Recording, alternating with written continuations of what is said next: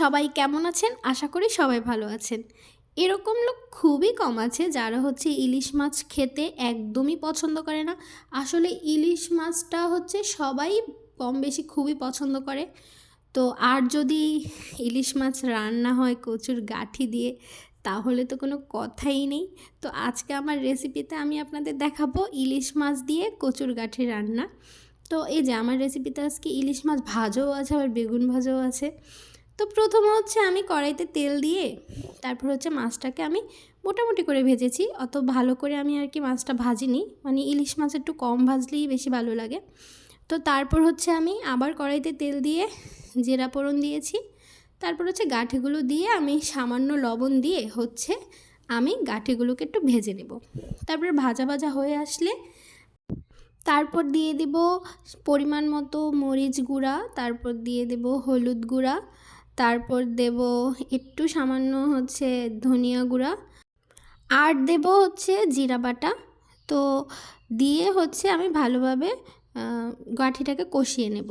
তারপর হচ্ছে সামান্য জল দেব, জল দিয়ে হচ্ছে গাঁঠিটাকে আমি ঢেকে ঢেকে ভালোভাবে কষিয়ে নেব, কারণ হচ্ছে যাতে গাঁঠিটা ভালোভাবে সেদ্ধ হয়, ওই জন্য হচ্ছে আমি ঢেকে দিয়েছিলাম।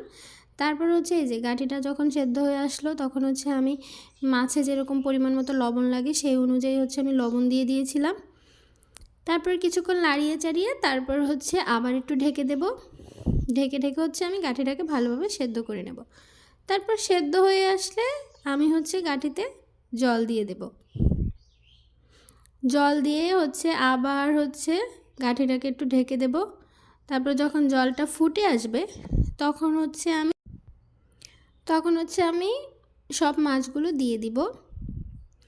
এই যে দেখুন আমি সব মাছগুলো দিয়ে দিব। তারপর হচ্ছে মাছগুলো দেওয়ার পর হচ্ছে আমি আবার ঢেকে দেব। ঢেকে ঢেকে তারপর আমি মাছটা রান্না করে নেব।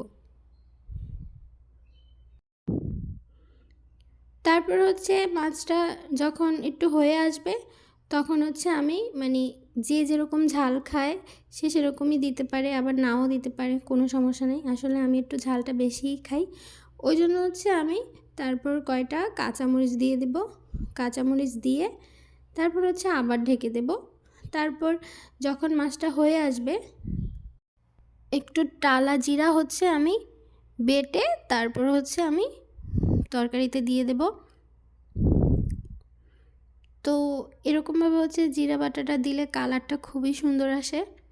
তো এই তো আমার মাছ রান্না রেডি। আসলে মাছটা খেতেও খুব টেস্টি হয়েছে। তো সবার কেমন লাগলো জানাবেন রান্নাটা। তো সবাই ভালো থাকবেন।